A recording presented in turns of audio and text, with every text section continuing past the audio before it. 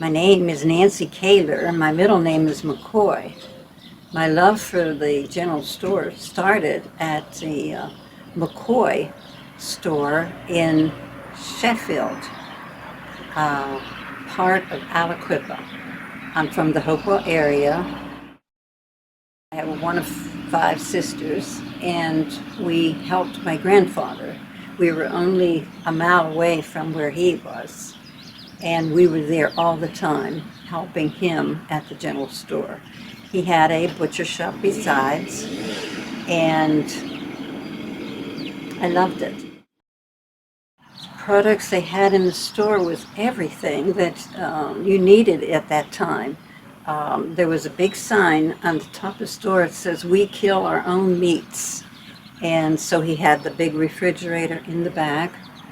And my sisters and I used to compete when we would grind the beef to make the ground meat to see which one could have the closest to the pound amount when we put it on the scale. They had the canned goods, every canned good that you needed. They had dry goods. They had vegetables. People would bring in vegetables.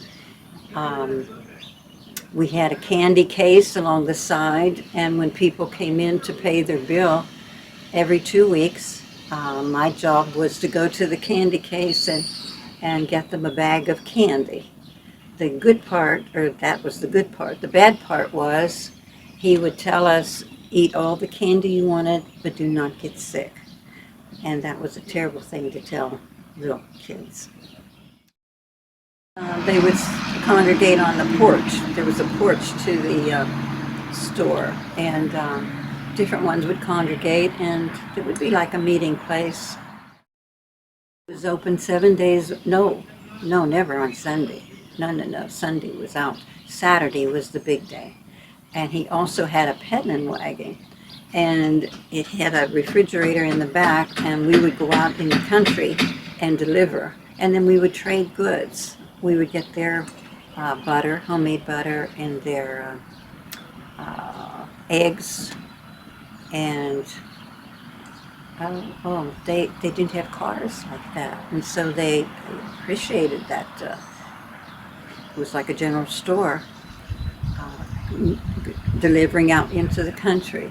Had a bell on the top, and we'd ring the bell for them to know, and they would walk quite a ways to come to the wagon. And we would pull this out, and we have the string here, and then wrap up their packages with a string to tie it. This is interesting. This was from 1894 and very similar to what I remember. Took this out of Betty Broadmerkel's history book that she had and made a copy for everybody. This is very interesting to see what the prices were at that time. And of course the scales, penny candy. Some were in the jars and some were in the candy case, like I said before. If we didn't have it, Pap would be quick to write it down so that the people would be able to purchase it.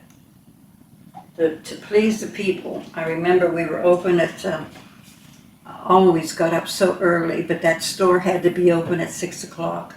It didn't close until 6 o'clock in the evening. And then whenever the mills opened, then that's when the supermarkets came in, and all of a sudden they bypassed Pap's store. And this register was such a big, the sound of that register opening and closing was great. But I do remember there was bread people come and put shelves. There were shelves in the middle of the store, and I remember coming home from school, and of course always hungry, and I would get one of those little cupcakes before I started to work for Pap. There was no air conditioning, In fact, no, it got warm. And I don't even remember them having the windows. It was always the door was open. My grandfather's store, and it's certainly a replica of all the shelves, and that's my dad, and that's my grandfather with his butcher apron. What really bothered me was when I would go out to out in the butcher shop, I would help him butcher and not think a thing about it.